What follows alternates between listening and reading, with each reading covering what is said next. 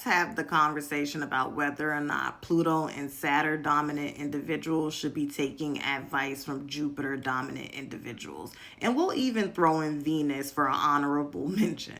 So I am a Jupiter dominant individual. You could go and check out my pinned post. I have all my main planets in Sagittarius along with my ascendant. And if you want to count Pluto, which is a generational planet, I have that at the 0 degree of Sag, which conjuncts my 0 degree Sun and Mercury in Sag, okay? Now, where things get interesting, I have a Saturn at the 17th degree of Pisces in my 3rd house.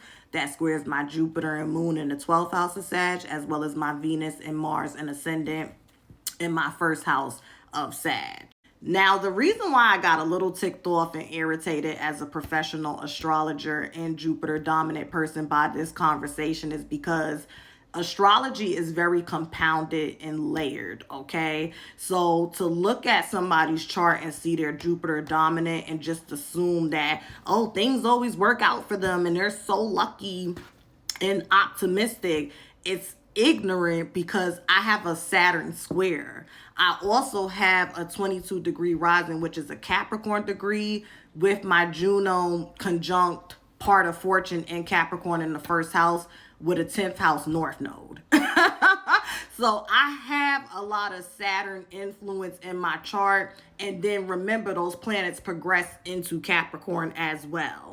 So it's very layered over here, as it always is with astrology. I think the issue is people that are Saturn dominant, and I'll start and then I'll go into Pluto, okay? People that are Saturn dominant, especially Capricorn, because Capricorn deals with, you know, the wise one, the elder, the status quo. Y'all forget that y'all make these rules that y'all hate to follow. And the reason why y'all forget that y'all make these rules that y'all hate to follow is because a lot of time y'all walk around and lack compassion and empathy. Fairly, because it wasn't given to you. A lot of Capricorn, Saturn dominant people were expected to know. And unfortunately, when they did not know, they were heavily criticized and or punished. So I get it. You're given what you have and what was not given to you. Like, I totally get that.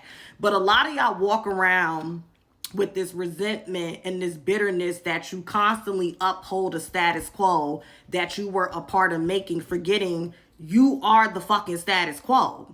So at any given point, if a Capricorn decides, I don't care if you're the eldest daughter or whatever the case may be, I don't want to do this shit anymore, you do not have to do it. But the reason why a lot of Saturn dominant people forget that, and they forget that they are the fucking boss and the CEO, is because you have learned to be validated by way of being of use to people.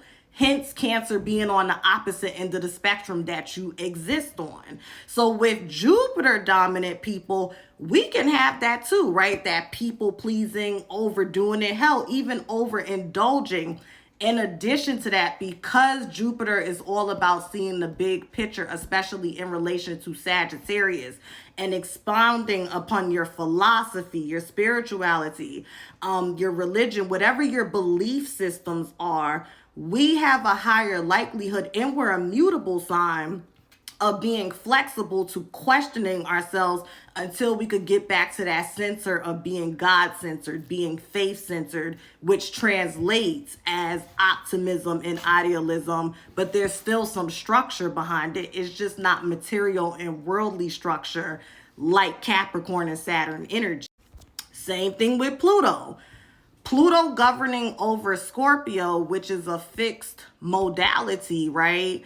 Deals with the energy of transformation, death, rebirth, the phoenix that rises from the ashes over and over and over again. But it's still a fixed modality. So even though Scorpio has that ability to transform, right, and it progresses into Sagittarius, free will, Scorpio has to want to transform. Scorpio has to be open to expanding, right? Seeing balance. That's why Libra is before them with the balance beings and Venus and, finding the middle ground. And then Sagittarius comes right after them with that Jupiter and expounding upon that, because Scorpio's stubborn. Hello, Taurus being on the opposite end of the spectrum. So it's not a situation of Pluto dominant and Saturn dominant people should not take advice from Jupiter dominant people, because again, astrology is way more layered than that. It's just you have to be willing to get out of your own way and recognize how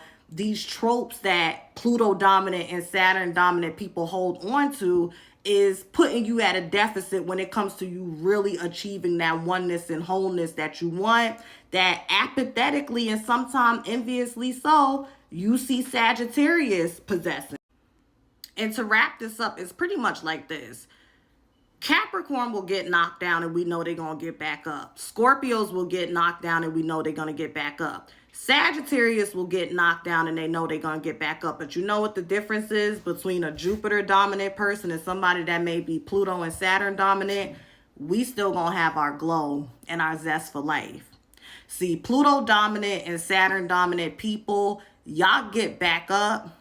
Y'all go from being the black sheep to the goat, the phoenix that rises from the ashes. But a lot of time, which I have to show for is material and worldly possessions and worldly success and worldly upward mobility. And there's nothing wrong with that. But again, we are spiritual beings having a human experience second. So you're always going to crave what you cannot go out into the material world and create.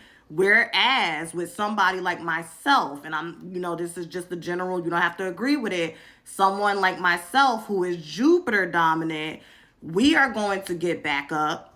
We will have an opportunity to translate our experiences similar to a Saturn and Pluto dominant person in the material world, but we're going to focus on that internal upward mobility, that mental, emotional, and spiritual, because we know once we get the house in order inside, it's going to be like nothing to have our reality unfold. And I think that is the difference. So naturally, Capricorn, that 10th house, earthly things, even with,